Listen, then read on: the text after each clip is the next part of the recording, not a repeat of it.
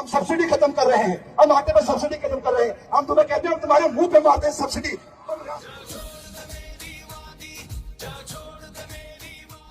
नमस्कार। आज बात करेंगे पाकिस्तान की। वो पाकिस्तान जो हमेशा से भारत को जख्म देकर बहुत खुश होता है और अपनी ही जनता पर अत्याचार कर भी खुश होता है। लेकिन कहते हैं ना कि पाप का घड़ा एक ना एक दिन भरता जरूर है और फिर उस पाप का हिसाब भी देना पड़ता है। ये भी कहते हैं कि जब किसी भी व्यवस्था में जनता की आवाज़ को लंबे समय तक नज़रअंदाज किया जाता है तो एक दिन वही दबा हुआ गुस्सा सड़कों पर दिखाई देने लगता है। और इतिहास गवाह है कि भूख, महंगाई और अधिकारों की लड़ाई किसी भी समाज को एकजुट कर सकती है। आज बात पाकिस्तान अधिकृत कश्मीर यानी पीओके से सामने आ रही है। उन तस्वीरों की है जहां आधी रात को लोग सड़कों पर उतर गए और पाकिस्तान सरकार के खिलाफ अपना विरोध दर्ज कराया है। दरअसल पीओके में पिछले कुछ दिनों से हालात बेहद तनावपूर्ण बने हुए हैं। स्थानीय लोगों में इस्लामाबाद के हस्तक्षेप, बढ़ती महंगाई और शासन व्यवस्था को लेकर नाराजगी बढ़ती जा रही है। कई इलाकों में लोग सड़कों पर उतरकर अपनी मांगों को लेकर प्रदर्शन कर रहे हैं। प्रदर्शनकारियों का कहना है कि उन्हें सिर्फ सब्सिडी नहीं बल्कि अपने अधिकारों और सम्मान चाहिए। लोगों के बीच यह भावना तेजी से बढ़ रही है कि उनके क्षेत्र की समस्याओं को गंभीरता से नहीं सुना जा रहा। होगी कोई ये समझता है कि वो आटे का तोड़ार मीडिया के ऊपर आके बयान देते हैं, कहते हैं हम सब्सिडी खत्म कर रहे हैं, हम आटे पर सब्सिडी खत्म कर रहे हैं। हम तुम्हें कहते हैं हम तुम्हारे मुंह पे मारते हैं सब्सिडी। सार्वजनिक मंचों से कई लोग अपनी नाराजगी जाहिर करते हुए कहते नजर आए हैं कि यह उनके भविष्य और उनके अधिकारों का सवाल है। उनका कहना है कि उनके इलाके में फैसलों में उनकी आवाज़ को महत्व मिलना चाहिए। पीओके में उठ रही इन आवाज़ों के पीछे सिर्फ आर्थिक परेशानी नहीं है बल्कि लंबे समय से चले आ रहे असंतोष का भी असर दिखाई दे रहा है। लोगों का आरोप है कि उनके क्षेत्र के संसाधनों और समस्याओं को लेकर पर्याप्त ध्यान नहीं दिया जाता है सरकार के द्वारा। यानी इस्लामाबाद में जो सरकारें बैठी हुई है, जो पाकिस्तान की जनता का भाग्य विधाता है, उसके ऊपर आरोप लगाया जा रहा है। महंगाई, बेरोजगारी और रोजमर्रा की जरूरतों से जुड़ी परेशानियों ने आम लोगों की नाराजगी को और बढ़ा दिया है।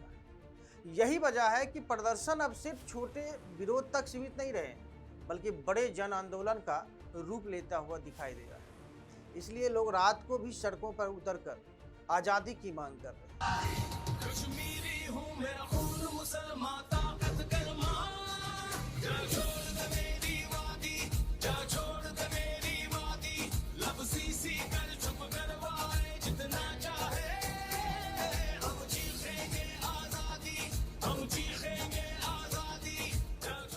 वहीं पाकिस्तान सरकार की और सेना की जो वहां की है उस पर भी सवाल उठाए जा रहे हैं।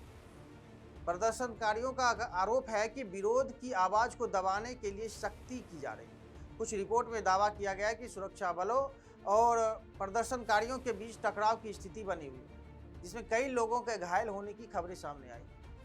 लेकिन इस पूरे घटनाक्रम ने पाकिस्तान के सामने एक बड़ा सवाल खड़ा कर दिया है कि किसी भी देश की ताकत सिर्फ उसकी सेना या फिर सत्ता नहीं होती।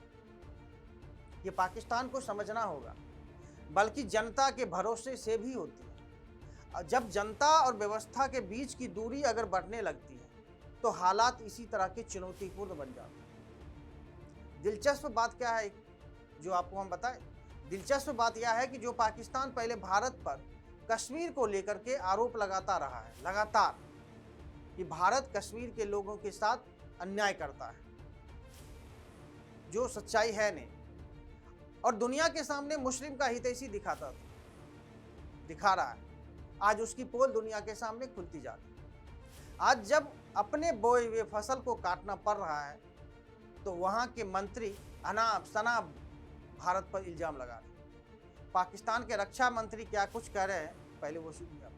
बिल्कुल उनका हिस्सा है। जो जुबान वहाँ पे बोली गई है, जो जुबान वहाँ पे बोली गई है कि जी बलूचिस्तान से लाशें तो वापस आ जाती हैं इनकी, तो कश्मीर से तो लाशें भी वापस नहीं जाएंगी। ये ज़बान जो है किसी पाकिस्तानी की ज़बान नहीं है, ना किसी कश्मीरी की ज़बान है। ज़बान जो है हिंदुस्तान की ज़बान है, ये भारत की ज़बान है। उसकी बिहार पे जो भी बोला है बोला है। और इसके साथ जो लोग इस वक्त बरतानिया में बैठ के जो लोग जो है इस सारे चीज़ को हवा दे रहे हैं, वहाँ से फंड कर रहे हैं, वो भी जो है हिंदुस्तान की प्रॉक्सी बन के वहाँ पे काम कर रहे हैं। और एक बात जो है कश्मीरियों को याद रखनी चाहिए, इस तमाम कश्मीरियों को बशमूल मेरे, मैं भी कश्मीरी हूँ, और सबको याद रखनी चाहिए कि जो कश्मीर के ऊपर जुल्म सितम टूट रहे हैं पिछली कई दहाइयों से हिंदुस्तान जो तोड़ रहा है, आज भी वहाँ पे ख्वातीन तक जो है उम्र कैद गुजार रही हैं, बड़ी बड़ी लीडर जो हैं गुजार रही हैं। वहाँ पे जेलों के अंदर जो है लोग जो है वफात पा गए, उनकी लीडरशिप वफात पा गई, पूरी ज़िंदगी जेलों के अंदर गुजर गई हैं। जब से वानी की शहादत हुई है उसके बाद जो मूवमेंट चली, लोग वहाँ पे भुगत रहे हैं, कीमत अदा कर रहे हैं पाकिस्तान के साथ मोहब्बत। हर लम्हा जो है वो पाकिस्तान का जो है सब्ज़ हलाली परचम लहराते हैं, अपनी आइडेंटिफिकेशन, अपनी शनाख्त जो है पाकिस्तान के साथ शो कर रहे हैं। अच्छा, कितने अफसोस की बात है कि यहाँ पे आज़ाद कश्मीर में जिन लोगों को आज़ादी नसीब हुई है, पाकिस्तान ने लेके आज़ादी दी है, पाकिस्तान ने 5 जंगें लड़ी हुई हैं उसके ऊपर, वो लोग जो हैं वो उस आज़ादी की कदर नहीं कर रहे जिसके लिए कुर्बानियाँ सारे पाकिस्तान ने दी हुई हैं।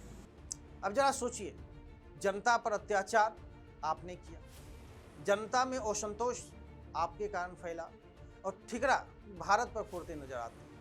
अपनी नाकामयाबी को छिपाने का ये बेहतर तरीका इन लोगों ने निकाल लिया है। ये अकेले ऐसे नेता नहीं हैं, पाकिस्तान के कुछ और नेता हैं और इनके प्रदर्शन को लेकर अलग अलग दावे भी किए जा रहे हैं। आरोप लगाए जा रहे हैं कि इसके पीछे बाहरी ताकतों का हाथ है, इनके नेताओं का कहना है।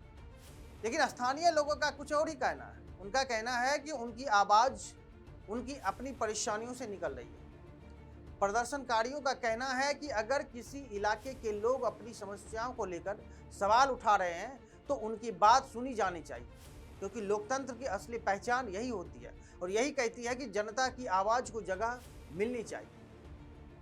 पीओके में चल रहे विरोध ने एक बार फिर यह दिखाया है कि किसी भी क्षेत्र में शांति और स्थिरता के लिए जरूरी है कि वहाँ के लोगों की ज़रूरतों और भावनाओं को समझा जाए। सिर्फ ताकत के दम पर किसी भी असंतोष को हमेशा के लिए दबाया नहीं जा सकता।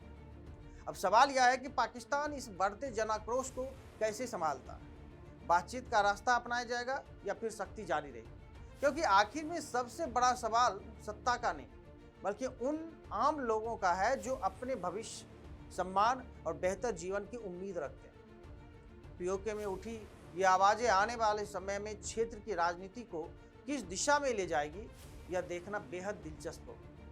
फिलहाल आपकी क्या राय है? क्या किसी भी सरकार की पहली जिम्मेदारी अपने नागरिकों की समस्याएं सुनना नहीं होनी चाहिए? अपनी राय में कमेंट करके जरूर बताइए। वीडियो पसंद आई हो तो लाइक, शेयर और सब्सक्राइब कीजिए। तब तक के लिए धन्यवाद।